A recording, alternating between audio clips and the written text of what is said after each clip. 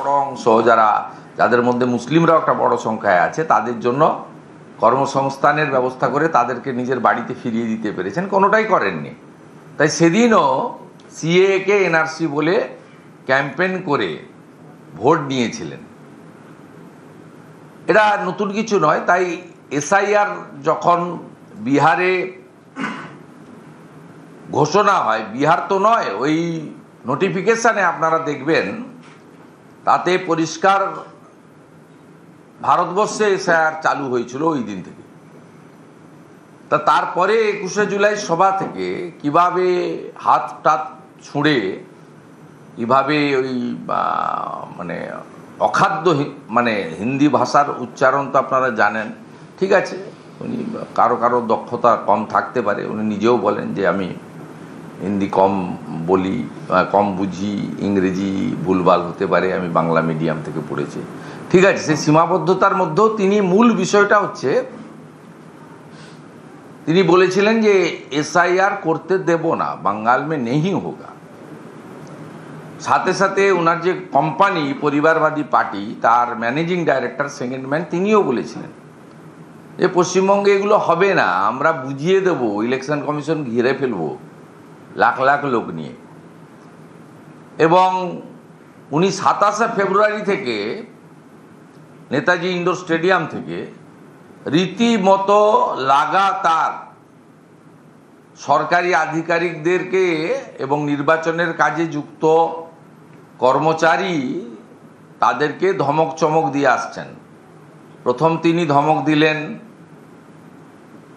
যে আধিকারিকরা এখন কি ইলেকশন কমিশন, এমসিসি যখন চালু হবে তখন ইলেকশন কমিশন, 2 মাসের আগে আমি, 2 মাসের পরেও আমি, এগুলো করবেন না আপনারা। সরাসরি হুমকি এসডিও বিডিও যারা ইআরও, এইআরও, ডিইও। তারপরে আরও এক ধাপ এগিয়ে গিয়ে বোলপুরের প্রশাসনিক সভা থেকে বললেন যে আমাকে না জানিয়ে কেন 1000 বিএলও গিয়ে দিল্লিতে ট্রেনিং নিয়ে এসছেন। ডিএমদেরকে মনোজ পন্ত মহোদয় নন অফিসিয়ালি বললেন এদেরকে চেঞ্জ করে দিতে হবে। কিছু কিছু জায়গায় চেঞ্জ করেনি তা নয়, চেঞ্জ করেছে, এবং আমাদের নজরদারি থাকার ফলে সবাইকে চেঞ্জ করতে পারেনি। আমরা নজরদারি রেখেছিলাম প্রত্যেকটা দিন 24x7 ওনার অপকর্ম, ওনার ষড়যন্ত্রকে আমাদের ঠেকানোর জন্য যা যা করার আমরা করেছিলাম। কিন্তু লাগাতার এসআইআরকে এনআরসি বলা, এসআইআর করতে না দেব এই প্রচার হুমকি দেওয়া, এবং বিএলও থেকে শুরু করে ইলেকশন কমিশনের সর্বোচ্চ আধিকারিক পর্যন্ত ব্যাপকভাবে উনি আক্রমণ চালিয়ে গেছেন। মূল উদ্দেশ্য ছিল যাতে ওনাকে ভয় পেয়ে ইলেকশন কমিশন পশ্চিমবঙ্গে এই নির্বাচনের আগে ত্রুটিমুক্ত ভোটার তালিকা না করেন এবং নিবিড় ভোটার তালিকা সংশোধন থেকে বিরত থাকেন। এটাই ছিল ওনার মেন মোটো। উনি ধমকে চমকে অনেককে শুইয়ে দেন, এটাও চেয়েছিলেন।